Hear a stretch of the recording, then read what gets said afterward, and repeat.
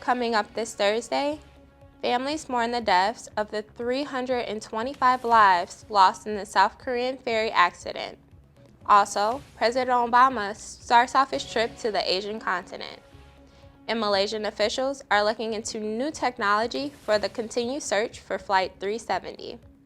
All this and more ahead on your Thursday News Update.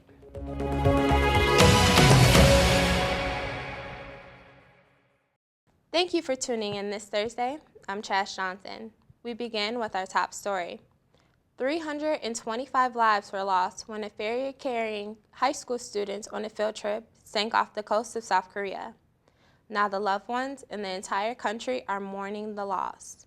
CNN reporter Andrew Stevenson is in Incheon with the story.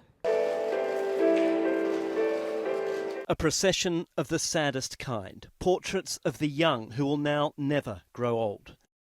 Laid on a bed of flowers at this makeshift memorial site in Incheon to be mourned by family and friends. All students of Danwon High School, just a couple of hundred metres away from here. 7 days after the ferry sank, the grieving continues.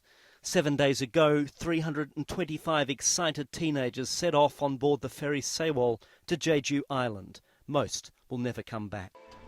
Since the doors of this temporary memorial opened this morning, there's been a steady stream of people coming to mourn and to pay their respects. The pain, the anger, the despair, it's all clear to see. But now at least this town that's lost far too many of its sons and daughters has a focus for its grief. It was a heart-wrenching day. They came in pairs, in family groups, as members of church groups and community clubs, some sporting their colours, to weep and pray. And they also came alone. This man had driven from Seoul an hour away. He had no ties to the school. He was a father, and his tears capture the anguish of a country. I'm a father of 2 kids. I just feel that I'm really sorry about, because I can do nothing to this family, so I just want to come here to say I'm really sorry. Among his many stops in Japan, President Obama toured the country's major science museum in Tokyo. The president spoke on how the connection between the United States and Japan has led to the greatest advances in science and technology. Historically, Japan and the United States have been at the cutting edge of innovation. From some of the first modern calculators decades ago to the devices that we hold in our hands today, the smartphones that I'm sure every young person here uses, Japan and the United States have often led the way in the innovations that change our lives and improve our lives.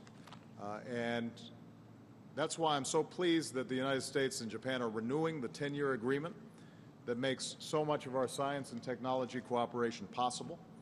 A new commemorative coin in Russia has caught the attention of the international press. Russia's annexation of Crimea has not only been documented on maps, but now on coins. A foundry in the Ural Mountains is producing the 25-piece gold and silver coinage. President Putin's face is on one side of the coin, while the Crimea Peninsula is on the other. Each coin weighs around 1 kilogram. There is no word on how valuable they might be. Search efforts for MH370 have reached a critical juncture. That's according to Malaysia's acting transport minister. Mr. Hussain said the country is already looking to utilize more underwater search vessels from private companies. In the next few days, we were talking to other entities to look at the possibility of increasing the assets for the next phase. The timeline I have to discuss with Angus Houston, but it will not be in the next few days. What is more important is that the search continues, and this is an assurance that we will give to the families of the passengers. A new treatment could reduce the frequency and severity of migraines. The recent discovery was presented at the American Academy of Neurology annual meeting this week. The two new drugs are actual antibodies. Researchers hope that they will reveal the user's migraines. In the past, these drugs were used in cancer treatments, and researchers now say that they can be used to prevent migraines. These drugs will be used as a preventative treatment. They will be used to minimize the effects of migraines by reducing the frequency, number of attacks, and how painful each attack may be. Researchers believe that the drugs work to block a protein that is thought to bring on migraines. As of now, the drugs have yet to be studied in a large clinical trial and have not yet received FDA approval.